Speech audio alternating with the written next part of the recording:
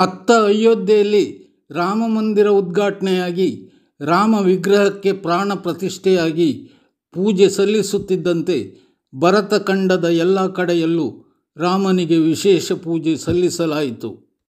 ಜನವಸತಿ ಕಡಿಮೆ ಇರುವ ಕಾಡಿಗೆ ಹೊಂದಿಕೊಂಡ ಊರಲ್ಲೂ ಶ್ರೀರಾಮನ ಪೂಜೆ ನಡೆಸಿ ಜನ ಸಂಭ್ರಮಿಸಿದರು. ದೇವಸ್ಥಾನದಲ್ಲಿ ಮಧ್ಯಾಹ್ನ ಮತ್ತು ರಾತ್ರಿ ಭಕ್ತರಿಗೆ ಭೋಜನ ವ್ಯವಸ್ಥೆ ಇತ್ತು. ರಾಮ ಪೂಜೆ, ರಾಮ ಭಜನೆ ನಡೆಯಿತು. ರಾಮ ಪಾಯಸ, ರಾಮ ಪಾನಕ ತಯಾರಿಸಿ ನಾಗರಿಕರಿಗೆ ನೀಡಲಾಯಿತು. ದೇಶದ ಎಲ್ಲ ಕಡೆ ರಾಮ ಭಜನೆ, ರಾಮ ಪೂಜೆ ನಡೆದಿತ್ತು.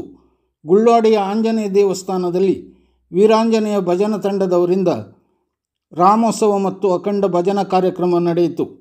ಭಕ್ತರಿಗೆ ಭೋಜನ ವ್ಯವಸ್ಥೆಯನ್ನು ಗುಳ್ವಾಡಿ 4 ಮನೆಯವರು ಮಾಡಿದ್ದರು. ಬ್ರಹ್ಮಾವರದಲ್ಲಿ ರಾಮ ಪೂಜೆ ಎಲ್ಲ ಕಡೆಯಲ್ಲೂ ನಡೆದಿತ್ತು.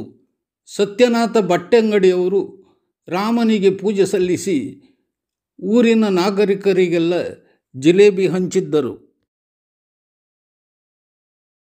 ಬ್ರಹ್ಮಾವರ ಸಮೀಪದ ಪೇತ್ರಿಯ ಗೊದ್ದನಕಟ್ಟೆಯ ಶ್ರೀರಾಮ ಭಜನಾ ಮಂದಿರದಲ್ಲಿ ಸುವರ್ಣ ಸಂಭ್ರಮದ ಜೊತೆ ಅಯೋಧ್ಯೆ ರಾಮ ಮಂದಿರದ ಪ್ರತಿರೂಪ ರಚಿಸಿ ಜನರ ಮೆಚ್ಚುಗೆ ಪಡೆದರು. ವಸಂತ ನಾಯ್ಕ್ ಅವರ ಮಾರ್ಗದರ್ಶನದಲ್ಲಿ ಕಲಾವಿದರಾದ ರಕ್ಷಿತ್ ಆಚಾರ್ಯ, ನಾಗರಾಜ ಆಚಾರ್ಯ, ರಾಕೇಶ್ ಆಚಾರ್ಯ ಮತ್ತು ತಂಡ ಥರ್ಮಾಕೋಲ್ ಹಾಗೂ ಪ್ಲೈವುಡ್ನಲ್ಲಿ 100 ದಿನ ಕೆಲಸ ಮಾಡಿ ಈ ಸುಂದರ ಅಯೋಧ್ಯೆಯ ರಾಮ ಮಂದಿರವನ್ನು ರಚಿಸಿದ್ದರು. ಜೊತೆಗೆ ಇಂದು ಶ್ರೀರಾಮನಿಗೆ ವಿಶೇಷ ಪೂಜೆ ಸಲ್ಲಿಸಿದ್ದರು. ಶ್ರೀರಾಮ ಸರಳ ಸಜ್ಜನಿಕೆಯ ಸಾಕಾರ ಮೂರ್ತಿ. ಶ್ರೀಕೃಷ್ಣನ ಅವತಾರವೇ ರಾಮಾವತಾರ. ಶ್ರೀರಾಮನ ಜೀವನದ ಆದರ್ಶ ಹಾಗೂ ತನ್ನ ಬಗ್ಗೆ ತಾನು ಅರಿತುಕೊಂಡ ವ್ಯಕ್ತಿತ್ವ.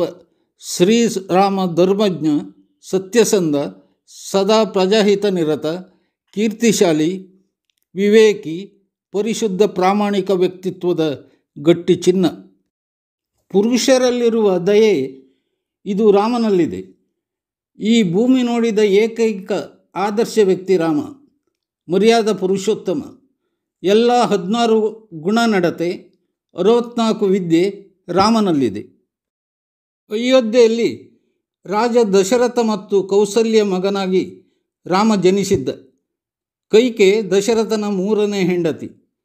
ಭರತನ ತಾಯಿ ಕೈಕೆ, ಲಕ್ಷ್ಮಣ ಶತ್ರುಘ್ನರ ತಾಯಿ ಸುಮಿತ್ರೆ. ರಾಮ ವನವಾಸಕ್ಕೆ ಹೋಗುವುದಕ್ಕೆ ಕೈಕೆಯೇ ಕಾರಣವಾಗಿರುವುದು ವಿಧಿಲಿಖಿತ ಅಲ್ಲದೆ ಇನ್ನೇನು. ರಾಮ ರಾಮೇತಿ ಮನೋರಮೆ ಸಹಸ್ರನಾಮ ತತ್ತುಲ್ಯಂ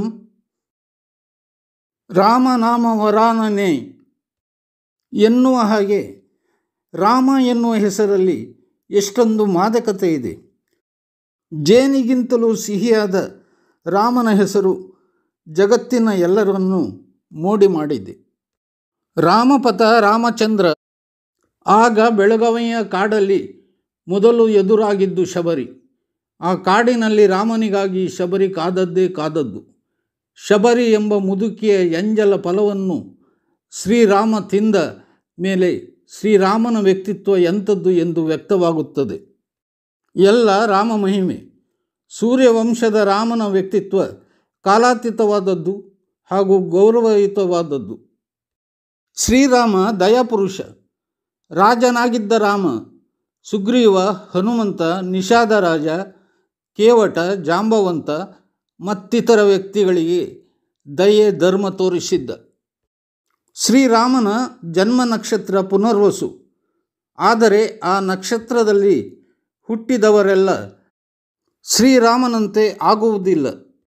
ಮಹರ್ಷಿ ವಾಲ್ಮೀಕಿಯ ರಾಮಾಯಣದ ಪ್ರಕಾರ ಶ್ರೀರಾಮ ಚೈತ್ರ ಮಾಸದ ಶುಕ್ಲ ಪಕ್ಷದ 9ನೇ ದಿನದಂದು ಪುನರ್ವಸು ನಕ್ಷತ್ರ ಮತ್ತು ಕರ್ಕಾಟಕದಲ್ಲಿ ಜನಿಸಿದ್ದರು.